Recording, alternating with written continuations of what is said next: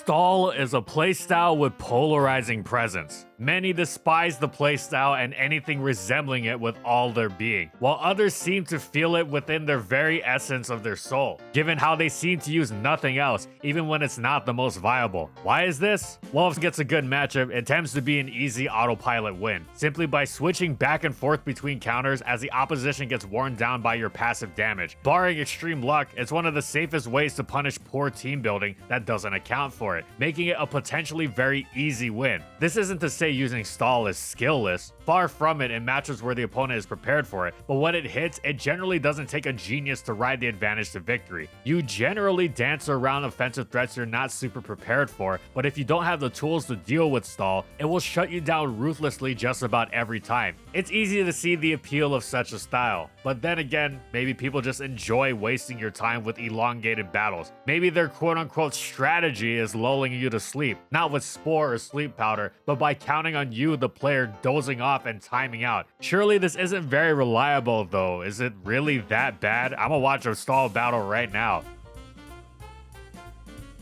This isn't so bad so far. 2 hours later.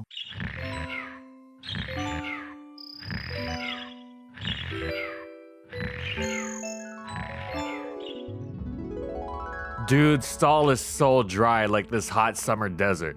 It's a good thing I ditched my usual underwear for MeUndies, otherwise I'd be super uncomfortable. Summer means heat, and heat means sweat, in regions you really don't want to be sweating, like down below. Gross. Let me tell you, I was literally just in Vegas and I am so grateful I swapped to MeUndies. I didn't feel gross walking around in over 100-degree Fahrenheit weather. MeUndies are breathable, they dry very quickly, are moisture wicking, and best of all, no odor. This is possible because of the ball caddy in the underwear, which keeps the part of your nether region separate, allowing for more comfort thanks to the space. Some of them even have a contoured pouch to make you look bigger if you catch my drift. The most comfortable underwear in the world comes in a variety of prints. I really like the desert sky and turtly awesome print that I have. These designs are really nice and remind me to stay cozy as I sleep in them. There's over 10 different styles of undies ranging from boxer briefs to jock straps, and there are over 100 different colors and prints. Pick one that you like and you won't be disappointed. And of course, MeUndies is so confident that if you don't like your first pair of undies, that is on MeUndies, free of charge. Summer is coming, so don't let it ruin your comfortability down there. And go to MeUndies.com/FSG for 20% off your first order plus free shipping. And thank you so much to MeUndies for sponsoring this video. What was I talking about? Oh, well, anyway, stall's viability has indeed fluctuated across the generations, and even during certain periods of time within a metagame. Not even necessarily because of a ban or anything, just in adaptations made by the player base, whether in how to optimize using it or facing it. Sometimes it's dominant, other times it's borderline unusable. Generally, it finds its place somewhere in between. There was one time, though, that stall was absolutely outrageous in its dominance, and had a huge portion of the player base, the best players very much included, absolutely screaming for something to be done about it. This was beyond your average stall hatred, where players simply find it obnoxious. This time was characterized by legitimate demands to nerf it because it was genuinely uncompetitive. Complaints that stall isn't fun have been around forever, but they don't go anywhere because that's not a competitively minded complaint. When the competitive health of the game is threatened though, that's when it's taken seriously. So when was this? Gen 2, the stall generation? Nope, not even close. Stall had periods of dominance in pretty much every subsequent generation at one point, but with the rise of the fog in conjunction with trapping in Generation 6, it was genuinely starting to be viewed as an issue. First, Shadow Tag was canned, with Gothitail stall dominating the scene. Then Weavile stall followed, but it wasn't the Weavile that wound up making such a broken style. It was Mega Sableye, which was canned on the last day of Generation 6 for its enabling of the stall playstyle. Later, Dugtrio would also be banned from Generation 6, also for making stall too effective, but this was after the time period we're exploring in this video.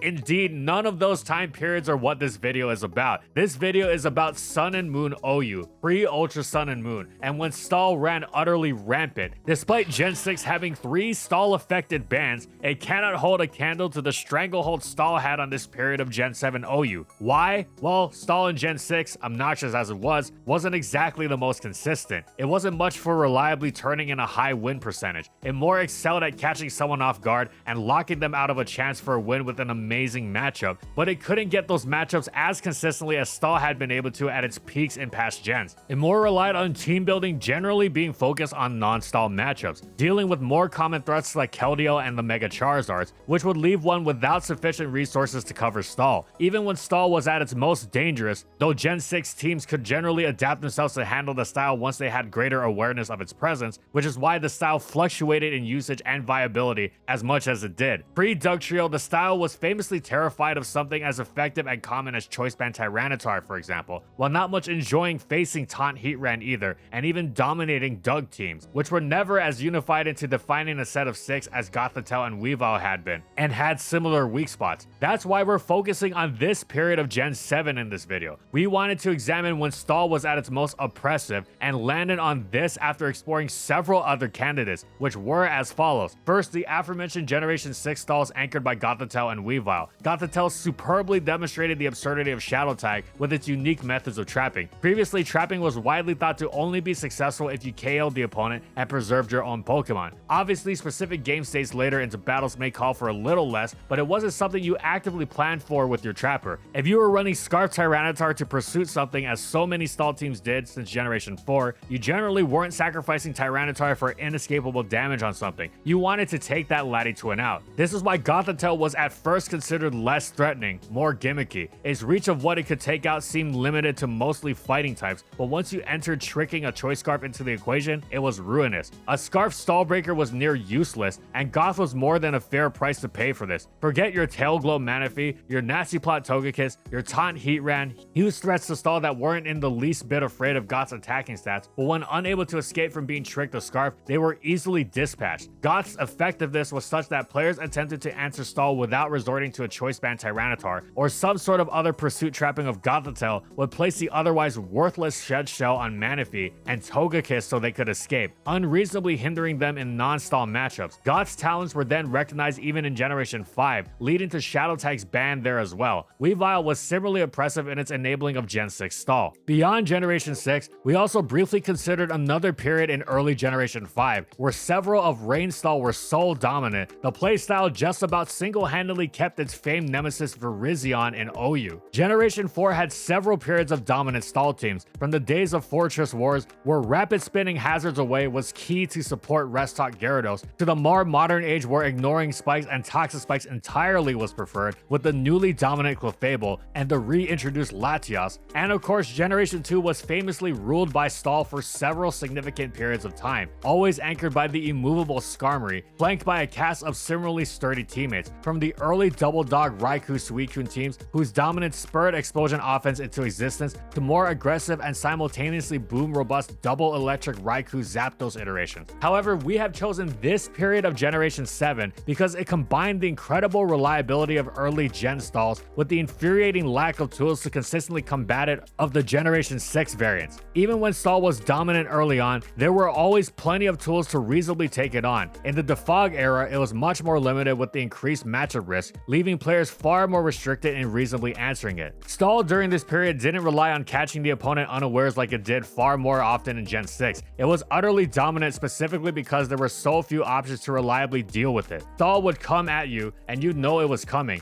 and it was astonishingly difficult to do anything about it. It wasn't fluctuating as its previous generation counterpart did. It combined the reliability of stall in earlier generations with the metagame health-threatening power and suffocating impossible matchups of stall at its peak in Generation 6. Early Gen 7 OU saw stall as the most dominant it's ever been, and we're about to explore why. First, let's look at the standard stall team of the time. Stealth Rock Chansey, Spikes Defog Skarmory, Toxic Spikes Haze Toxapex, Unaware Clefable, Mega Sableye, and Dugtrio. While part of the stall threat is the variation in the stall teams themselves, adding an extra layer of difficulty, this lineup alone sent shockwaves throughout the metagame. It quickly established itself as incredibly effective with downright dominant tournament performances. Much of that early metagame was utterly hapless into it, with the 5 Pokemon core of Chansey, Skarm, Pex, Clef, and Mega Mega Sableye, nearly everything one could throw at it was going to be handled one way or another, as it covered most of the metagame's biggest threats between them, be they huge threats like Dragonium Z Swords Dance Garchomp, or more indirect tactics that tended to hinder stall teams like excessive hazard stacking. Okay, sure, but as good as those 5 were defensively, there were still several threats that ripped through them. Arguably most prominent among them were Taunt Magma Storm Heatran, Haunt Mind Plate Tapu Lele, Choice Band Tyranitar, and Icium Z Kyurem Black. So why were these Pokemon, which were already popular, excellent metagame forces, about as far from overly specific anti-stall picks as one could get? Why were these Pokemon not shredding stall teams left and right? Simple. Stall's greatest weapon was its 6th member, Dugtrio. Whatever wall breaker you thought could level Stall with, Dugtrio would take it out. It had already proved to be an issue in previous gens, but now it was especially dangerous because of the significant buff to its base attack, going all the way from base 80 to 100. This made it particularly apt at ripping through even Tyranitar's solid physical bulk. Now, it was already a problem that in many cases, your wall breaker was limited to just 1 KO, as the stall team would be able to play around your remaining team without the big wall breaker even after losing a Pokemon. And you couldn't exactly start stacking wall breakers given A, their specificity in being able to actually threaten the stall team, B, how much worse off you'd be against the rest of the terrifyingly fast and strong offensive metagame for doing so, and C, the fact that this wouldn't even be guaranteed to work, as Dugtrio would just wind up trapping you after a KO, and you might get stalled out by the rest of the team anyway. However, in many cases, you couldn't even at least claim 1 KO before Dugtrio removed your threat, because Magic Bounce Sableye alongside Defog Skarmory meant it was not at all difficult to keep hazards off the field, and thus Focus Sash Dugtrio could switch directly into the threat and remove it. In fact, it switching in and being knocked down to 1 HP actually improved its revenge killing capabilities, since this allowed it to unleash a full power reversal, which destroyed even full health Kyurem Black and Tyranitar. That wasn't all either. It took some more finesse to get it on the field, or the occasional eject button Toxapex, but Dugtrio was also an outstanding user of Groundium Z. Had Tapu Lele managed to stay at full health, no problem, it cleanly dropped to Tectonic Rage. Many players like pairing Tapu Bulu with Heatran, since not only did it power up Z's solar power, but it provided passive recovery and weakened opposing earthquakes. Thus, if utilized right, Heatran could survive Dugtrio's earthquake in grassy terrain, and Magma Storm would beat it through the sash. Oops, Tectonic Range isn't weakened by grassy terrain, so much for that, it could be extended to just about anything. Mega Metagross, Hoopa Unbound, Kartana, even the irritating Taunt Tapu Fini, really just about anything. So much so that Groundium and Sass were just about as popular and effective as each other. It cannot be stressed enough, Dugtrio trapped pretty much everything that could pose a threat. The extreme nature of the playstyle meant that there was often very little wiggle room in the actual battle for outplaying it, because whatever the potential answers were would get Dugtrio'd, and that would be that. It wasn't 100% guaranteed one way or the other, obviously. Very little in Pokemon ever is, but the options for safely beating the team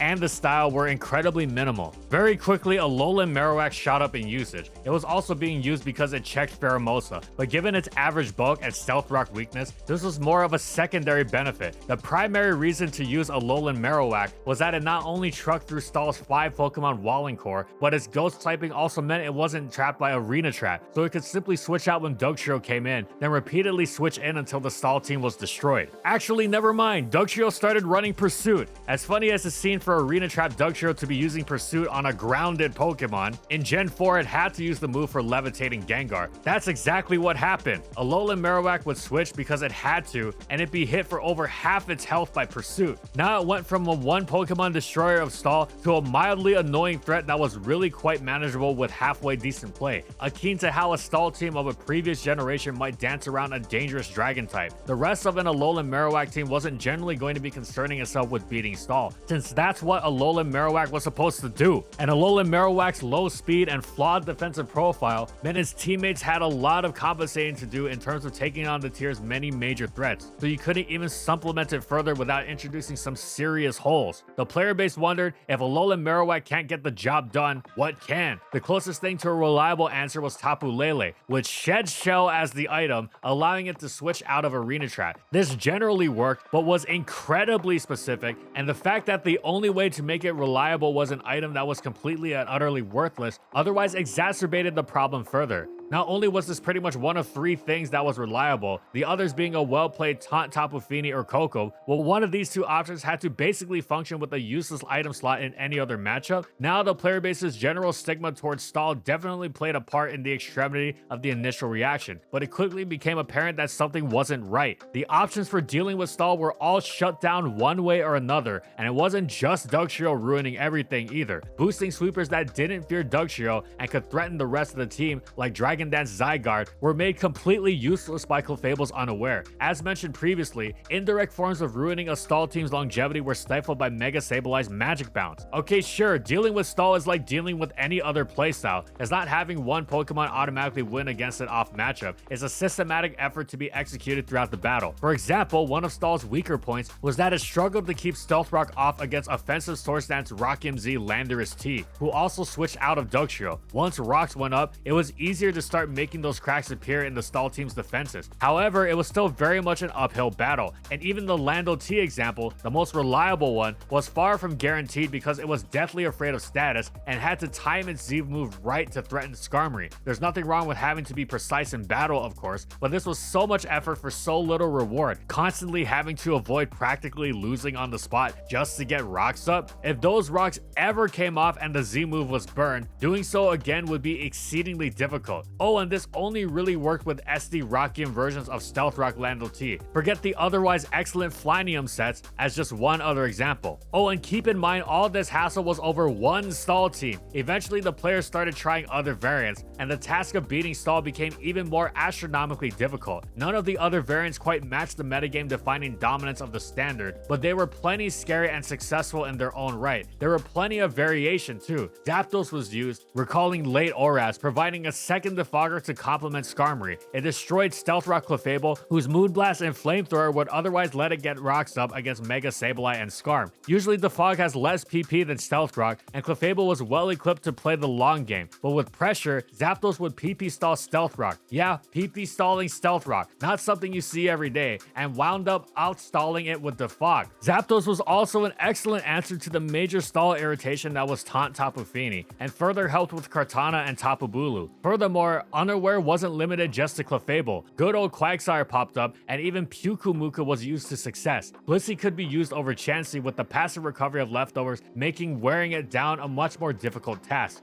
Amoonguss and Tangrowth found their way onto several teams. Of course, you know what these teams never went without? Dugtrio, which continued to pick off anything and everything that might pose a threat. Sometimes it wasn't even about KOing a threat with Dugtrio. You could simply weaken it low enough to where it could no longer pose a threat. Yes, really, if the prerequisite for something to threaten stall was that it had to be at certain health and thus out of range of, say, Chansey's Seismic Toss, then all Dugtrio had to do was knock it into that range. In a similar vein, Dugtrio could sometimes ruin something just by toxicking it. Swords Dance Tapu Bulu posing a threat? Never mind, Dugtrio toxicked it. All is well. Again, Tapu Bulu only worked against stall if it was toxic, and it was up to the Bulu user to avoid getting it toxic. But with Dugtrio, this option was taken away. Additionally, it could adapt its moveset to really lock down any anti-stall measures that might pop up. For example, when Mega Heracross emerged as a fierce stall breaker, it didn't take too long for stall teams to slap Aerial Ace on their Dugtrio, and the problem disappeared. With Substitute, it would dodge Mega Mawile Sucker Punch and could outstall Grassy Terrain to beat Heatran even without Ground DMZ. Sometimes it even ran Choice Scarf for Taunt Tapu Koko, and when running Choice Scarf, it could afford to go with an Adamant Nature, meaning it hit even harder against its usual targets without needing Groundium, while also expanding its reach to take on other irritating threats like Greninja. As a result of the fever pitch outcry against stall, Dugtrio was suspect tested. Its power was undeniable, and you know what else was threatening? Diglett! Certain players started testing it to see if it could be used as a suitable replacement post Dugtrio ban, and wouldn't you know it, Sash Diglett enables stall teams almost as well as Dugtrio, still taking out the big threats like Heatran and Tyranitar, or Sash toxicking Tapu Bulu. So what happened? Was Dugtrio expanded to Arena Trap as a whole and did it get banned? Nope, a 60% majority was needed to ban Dugtrio, and though more players voted to ban it than didn't, with the ban coming in at 58%, this was still missing that all-important last 2%, and Dugtrio remained. Well, the metagame will adapt, some players reason. After all, Dugtrio can also be a major threat to Stall with its ability to trap Toxapex and potentially Chansey. However, as time went on, Stall continued to pose a problem. Even with the entire metagame being hyper aware of it, it continued to thrive. Its many variations were consistently posting monstrous win rates tournament after tournament. There's nothing wrong with the team style being consistent. In fact, it's a good thing. But this went beyond consistency. This was simply overwhelming. Stall was so brutally difficult to prepare for and required such different methods from the rest of the metagame that many teams built for the biggest tournaments simply committed to the rest of the metagame and prayed they wouldn't face Stall, because if you tried to have it both ways, you wound up with some inefficient monstrosity that wouldn't be good against either. This kind of extreme risk taking was highly undesirable and unhealthy. Thus, several months after the initial test, with Ultra Sun and Moon around the corner, a Reader Trap was put on the chopping block, and the second time was the charm, as with a 72.4% majority, the ability was banned from OU, never to return. At long last, Stall's reign of terror over OU was over, with the player base delighted in their newfound ability to rip through such teams with the likes of Magma Heatran, Bandit Tyranitar, and Z Kyurem Black. Stall teams certainly remained serviceable afterwards, but generally rare and nowhere even close to their previous reliability or dominance. Let us know if you agree or disagree with the early Gen 7 OU being Stall's peak. We believe it to be so, given the playstyle's utter stranglehold over the tier for such a prolonged period of time, swatting away any developments that arose to take it on, and causing 2 suspect tests for it, which eventually resulted in a ban. But this is of course subjective. Perhaps you think Stall wasn't even at its best in an OU tier.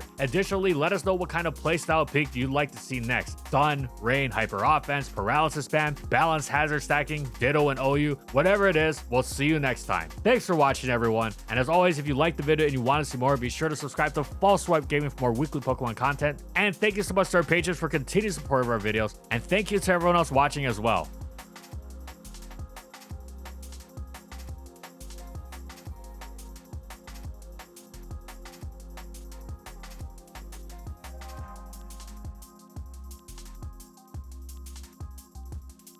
And thank you so much to our platinum tier patrons. Thank you so much to Raven Daytona Ring, Sorazan Croxon, Stoneface Colin, Bingleton, Ray, Daniel Isbeast, Glitcherton, Alex Sabo, Funky, Skylaria, and Jack G for their support of our videos. And follow my crew on these social media platforms. And that's all I got. See you next time, everyone.